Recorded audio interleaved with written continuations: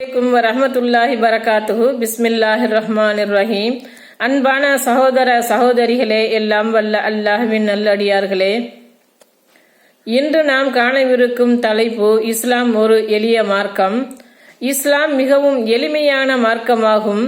அகில உலக அருள் பாலிப்பவன், படைப்பினங்களின் இரட்சகன் அல்லாஹ்வால் அருளப்பட்ட மார்க்கமாகும். அது அல் குர்ஆனையும் அதன் விளக்கு உரையாக அமைந்த அல்லாஹ்வின் திருத்தூதர் ஸல்லல்லாஹு அலைஹி வஸல்லம் அவர்களின் சொல், செயல், அங்கீகாரம் ஆகியவற்றையும் நெறிமுறையாக கொண்டு செயல்படுத்தும் மார்க்கமாகும். நான் கடவுளை வழிபடுகிறேன், ஆராதனை செய்கிறேன் என்று ஒரு மனிதன் தன் விருப்பப்படி எதையும் செய்திட முடியாது. அதை போன்றே மார்க்கம் சொல்லும் காரியத்தையே ஒரு மனிதன் தன்னை வருத்தி கொண்டோ தனக்கு அல்லது பிறருக்கோ இடர் தரும் என்பதை தெரிந்து கொண்டே செய்தல் அதையும் தீமையாகவே கருதுகிறது. காரணம், இஸ்லாம் சிரமத்தை போதிக்கவில்லை, மாறாக கண்டிக்கின்றது.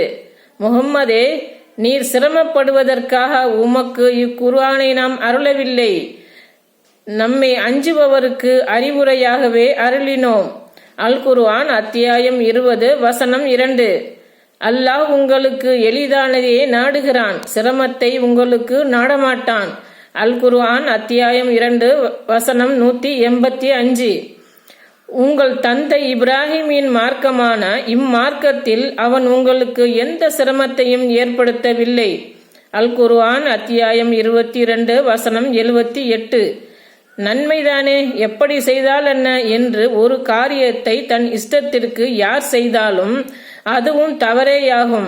காரணம், இப்படித்தான் செய்ய வேண்டும் என்று ஒரு எல்லை வகுத்திருக்கும் போது அந்த எல்லையை மீறுவது தவறுதானே. இதைத்தான் சில முஸ்லிம்கள் புரிந்து கொள்வதில்லை. இஸ்லாத்தின் விளக்கங்களை புரிந்து கொண்டதாக காட்டிக்கொள்கின்ற முல்லாக்களும் புரிவதில்லை. முன்னோர்கள் என்ன ஒன்றும் தெரியாதவர்களா என்று கூறி அல்லாஹ்வுக்கும் அவன் தூதருக்கும் மாற்றமான காரியங்களை செய்வதற்கு வழி வகுத்து விடுகிறார்கள். மேலும் நன்மையில் நடுநிலையை கடைபிடிக்க சொல்கிறது. அவ்வாறு நடுநிலையை பேணி நிதானத்தை கடைபிடிக்கும் போதுதான் அல்லாஹ்வுடைய பேரருள் கிட்டி சொர்க்கத்தை அடைய முடியும்.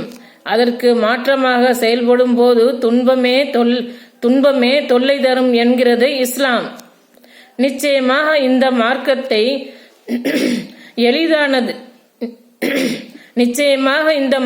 எளிதானது. இம்மார்க்கத்தை எவரும் தம்மீது சிரமமானதாக ஆக்கிக் கொண்டால் அவரை அது மிகைத்துவிடும். எனவே நடுநிலையே மேற்கொள்ளுங்கள், இயன்றவற்றை செய்யுங்கள், நற்செய்தியை சொல்லுங்கள், காலையிலும் மாலையிலும் இரவிலும் சிறிது நேரம் அல்லாஹ்விடத்தில் உதவி தேடுங்கள் என நபி ஸல்லல்லாஹு அலைஹி வஸல்லம் அவர்கள் கூறினார்கள். அறிவிப்பவர் அபூ ஹுரைரா ரலியல்லாஹு அன்ஹு. புகாரி 39. உங்களில் யாரையும் அவரின் அமல்கள் ஈடேற்றம்